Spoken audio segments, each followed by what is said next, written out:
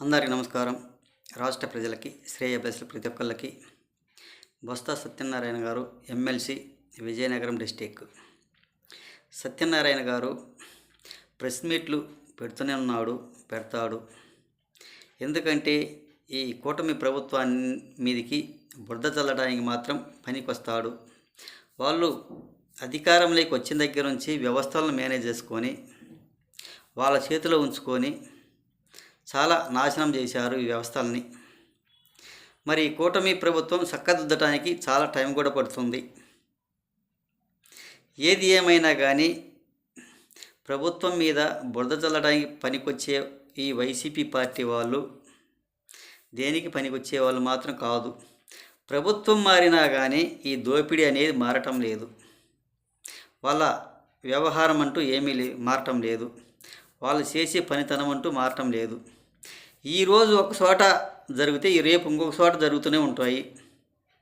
ఇది ఎప్పటికీ మారుద్ది, ఎలా మారుద్ది అనేది కొంచెం తెలుసుకోవాలి.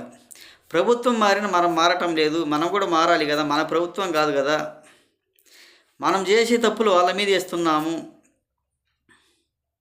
అనేది కొంచెం తెలుసుకోవాలి. సత్యనారాయణ గారు ఊరక ప్రభుత్వం మీద బురద జల్లి మీరు వ్యవస్థలను నాశనం చేశారు. వ్యవస్థలను మొత్తం మీ చేతిలోకి తీసుకున్నారు.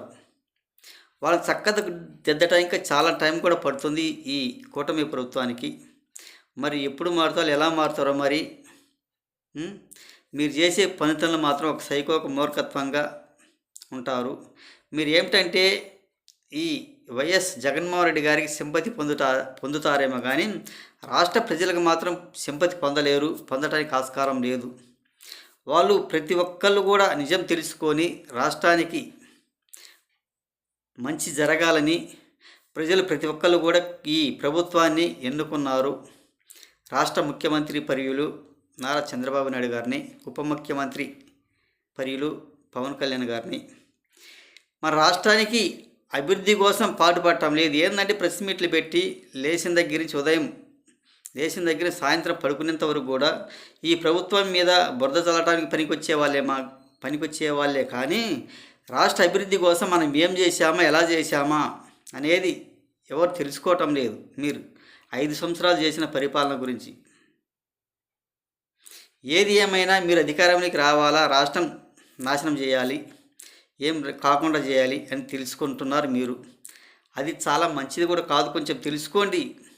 ఈ ప్రభుత్వం ఏం చేస్తుందో, ఎలా చేస్తుందా, మనం ఏం చేశామా.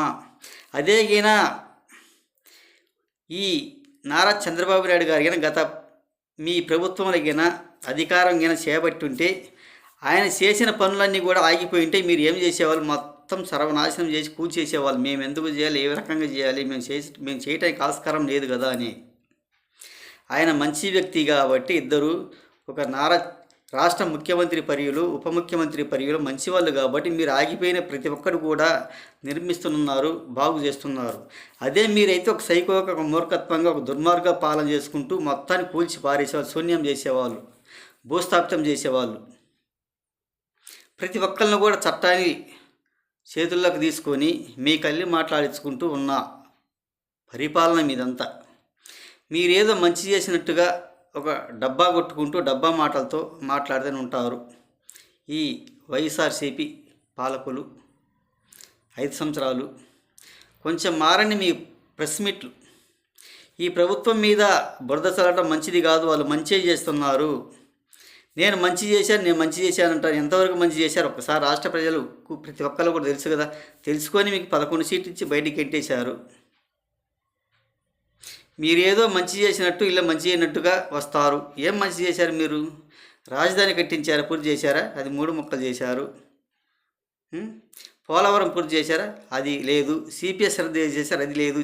చాలా ఇటువంటి దుర్మార్గ పనులు, పనికిమాలిన పనులు, చేతగాని పనులు చేశారు. వాళ్ళు ప్రతి ఒక్క హామీ కూడా నెరవేరుస్తూనే ఉన్నారు. ఉచిత బస్సు ప్రయాణం అంటారు, రేపు సంక్రాంతి నుంచి మొదలవుతుందేమో. మరి ఉచిత గ్యాస్ అన్నారు, ఉచిత గ్యాస్ ఆల్రెడీ ఇస్తున్నారు.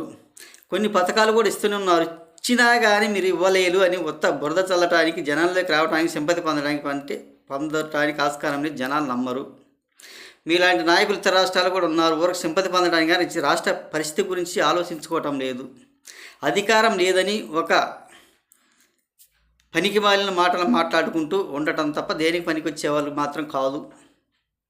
తెలుసుకోండి కొంచెం అని తెలియజేస్తూ, అది చాలా మంచిది కూడా కాదు అని తెలియజేస్తూ, రాష్ట్ర ప్రజలకి, శ్రేయబ్లెస్ ప్రతి ఒక్కళ్ళకి హృదయపూర్వక ధన్యవాదాలు. వాళ్ళ పార్టీ వాళ్ళదే కాబట్టి ఇచ్చుకుంటా తప్పేం లేదు అని తెలియజేస్తూ హృదయపూర్వక ధన్యవాదాలు.